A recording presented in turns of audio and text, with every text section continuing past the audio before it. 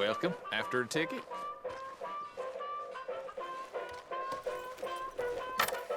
Can I buy a ticket, please? Okay, head on in. Tent to your left.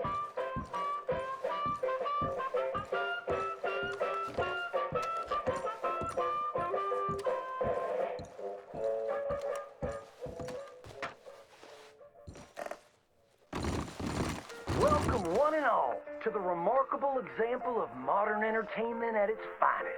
Now, most of you young'uns, I'm sure, know about our great national hero and pioneer, Josiah Blackwater.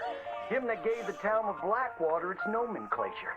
You see, only about 100 years ago, weren't nothing here but big old forest, ferocious beasts, surly savages, arid deserts, and unconquered mountains.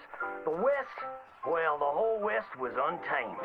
Your mama probably told you bedtime stories about Josiah's many adventures, but I'm gonna tell you a story you ain't likely to have heard about his possum hat. Now, Josiah Blackwater was born in the year of our Lord 1782 in a log cabin just west of Ansburg. He was a special boy.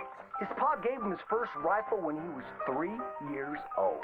Boy, he took to it right away. He exclaimed, "There's a whole mess of critters out there in them woods that aim to eat us, so I'm gonna consume them first." Yes, sir. He really took to killing all manner of things. He was such a keen shot. One morning, he was sorting up some winter turnips for the root cellar when a big old bear and her cubs came in the kitchen hunting for food. It had a mind to eat up all the jams and preserves. Josiah grabbed that bear and wrestled her to the ground and squeezed and squeezed and squeezed.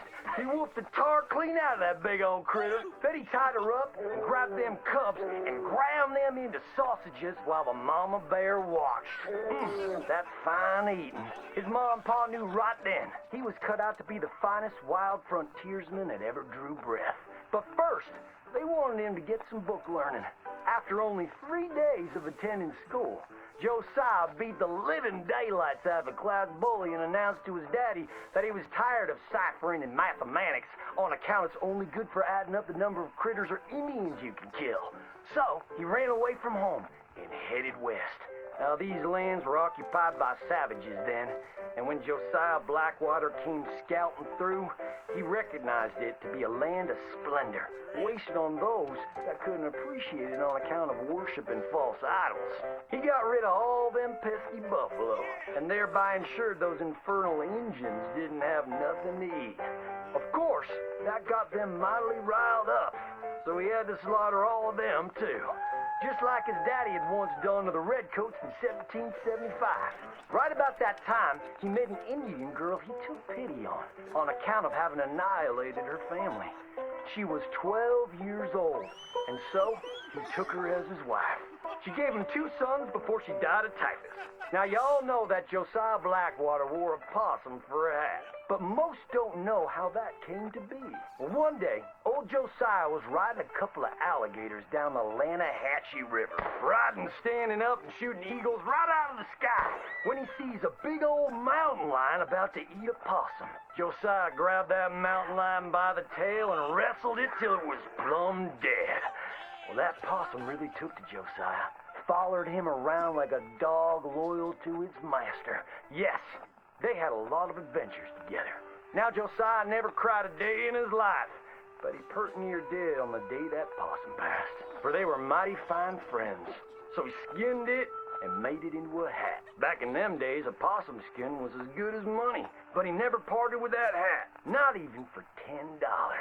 Once he founded the town of Blackwater, he sent word for settlers to come. It was the last stop in the west before San Francisco. He met a girl by the name of Rufina Helsby at a barn dance one night, took her as his wife, and settled down. Built himself a cattle empire and had 14 young'uns.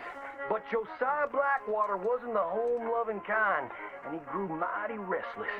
One day on the courthouse steps, he announced, "You may all go to hell, and I will go to Saint Denis."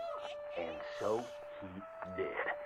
Enjoyed French pursuits of strumpets and wanton gluttony, which is where he came upon the idea of running for Congress. He wore that possum hat every day as a congressman, as a reminder of where he come from, saying, "I may live in barbaric splendor, but I always remember keep your friends close and your gun closer, because you don't know when you might have to shoot them.